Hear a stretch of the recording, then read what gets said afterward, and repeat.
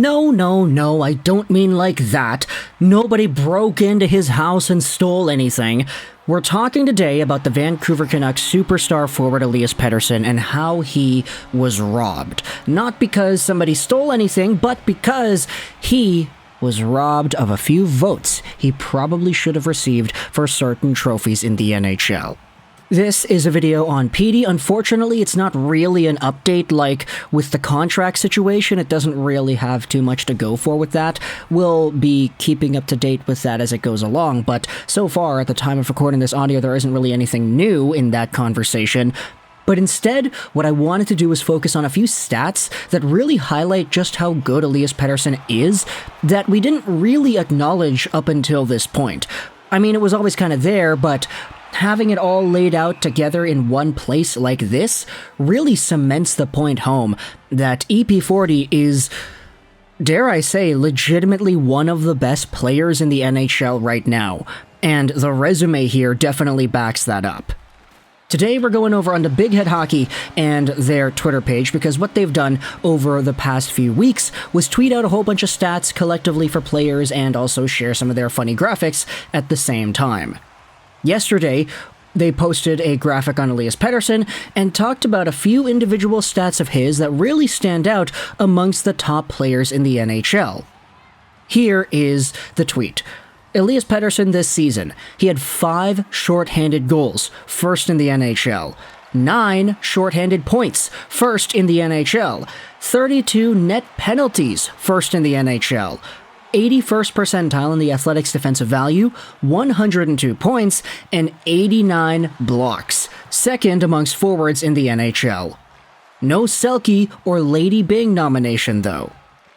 Now this is a crazy graphic, and when you talk about Pettersson getting 102 points on the season, everybody knows how good that is. It's literally the first 100-point season a Canuck player has had since Daniel Sedin when the Canucks went to the finals in 2011, but Elias Pettersson, outside of just the raw hard points, is getting these points and doing other things on the ice that provide significant value to the team.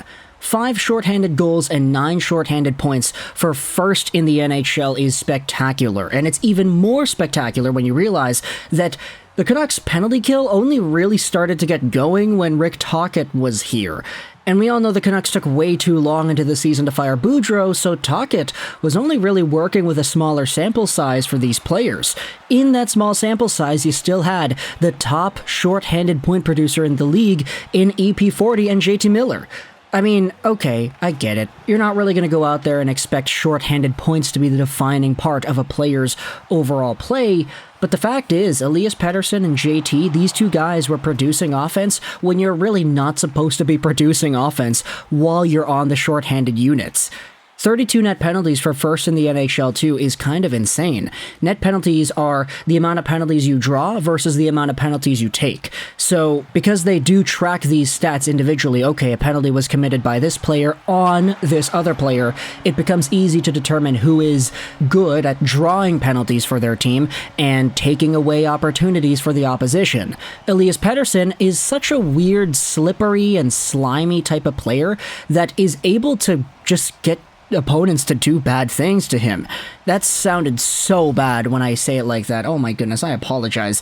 But you kind of get what I mean. Pettersson is slippery with the puck. He is able to maneuver and exploit open space, and that leads to other players slashing him, hooking him, sometimes getting involved in his business when they're not able to. So it results in penalties. Elias Pettersson is literally the top player in the NHL when it comes to drawing penalties versus taking penalties.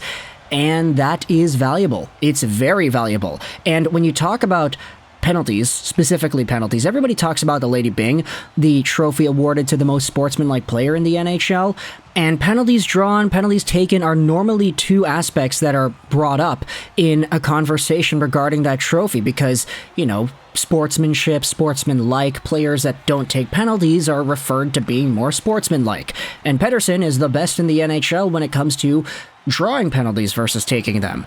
So there's value in that. Not to mention the shorthanded points, of course, that's the defensive side of his game, exploiting whatever offensive opportunities present themselves while shorthanded. Pettersson is one of the best players in the NHL this season for doing that. He's an 81st percentile player in the Athletics defensive value chart, which means that he is better than 81% of the entire league. That's pretty good. And then the 89 blocks on top of the 102 points. Second amongst forwards in the NHL. The first placed forward in shots blocked this season was Austin Matthews, and I think third was Anze Kopitar. So pretty good company there for EP40 to be included within. And it's kind of interesting because when I think about Pettersson and the way that he played this season, I don't immediately think of blocked shots. Like, Pettersson just kind of defines the way he plays with how he is when he has the puck. The slipperiness, as we had said, the evasiveness, the offensive opportunities, the goals, the playmaking, it's all there.